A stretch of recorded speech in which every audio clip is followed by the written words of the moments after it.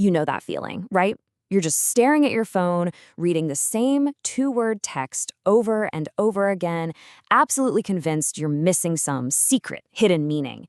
It happens to all of us. Well, today we're going to get into the psychology of why we do that, why we overthink even the most simple text messages. And it all starts with something like this, the infamous single letter, K, maybe with a period for extra punch. It pops up on your screen and bam, your mind is just racing. Are they mad at me? Are they annoyed? Indifferent? It's amazing how such a tiny little message can create a tidal wave of stress. So let's actually talk about this feeling. You know, that little jolt of anxiety you get when you see those three dots appear and then disappear, or when you get a message that just feels a little off. It's a totally unique, modern kind of stress, isn't it? Which brings us to the big question here. How is it possible that two little letters on a screen can trigger such a huge reaction? Why do our brains just automatically leap to the absolute worst-case scenario? Well, the answer is all about how our minds are wired. See, the root of the problem isn't really what's in the text. It's about what's missing. We've got to explore this huge communication gap that's built into every single text we send and receive. Just think about it for a second. When we're talking to someone face-to-face, we're not just hearing their words. We're constantly picking up all these nonverbal cues, their tone of voice, the look on their face, their body language. But with a text, all of that is gone. It's stripped away and we're left with nothing but the words on the screen. And here's just a glimpse of how much we're actually missing out on. Is that okay, an enthusiastic okay, or is it a really sarcastic okay? The word is identical, but the meaning totally different. We miss out on the little pauses that show someone is thinking, the eye contact that creates connection.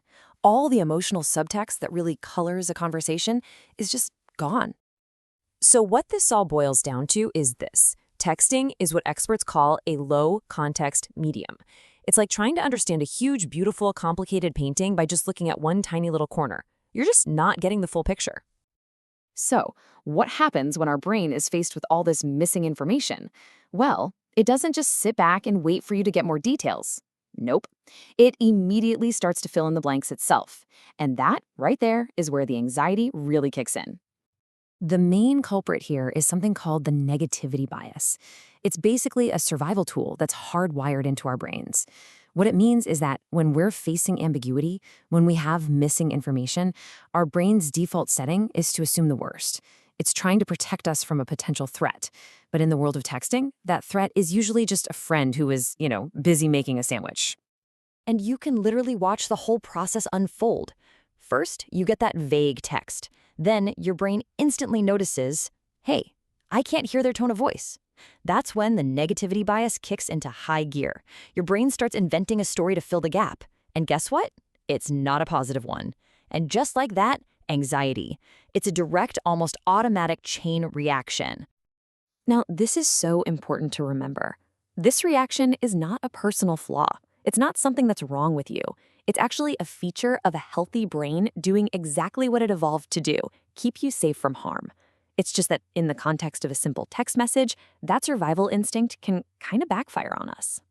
Okay, so what do we do about this?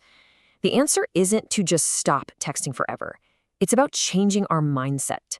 It's about making a shift from a place of anxiety to a place of awareness. And this quote right here just nails it. The stress you're feeling isn't actually coming from the word K on your screen. It's coming from the negative story, that, oh, they're definitely mad at me story, that your brain just made up to fill the void. So here's the big takeaway. You might not be able to stop that first little spike of anxiety when you get a weird text, but you can learn to recognize it for what it is. Just by understanding that it's your brain's negativity bias kicking in, you can hit pause, take a breath, and consciously choose to believe a better story. So I'll just leave you with this final thought. The next time you get one of those short, ambiguous messages, what if you decided to see it not as some big test of your relationship or a secret insult, but just as a few words on a screen? What if it's not a puzzle you have to solve, but just a text?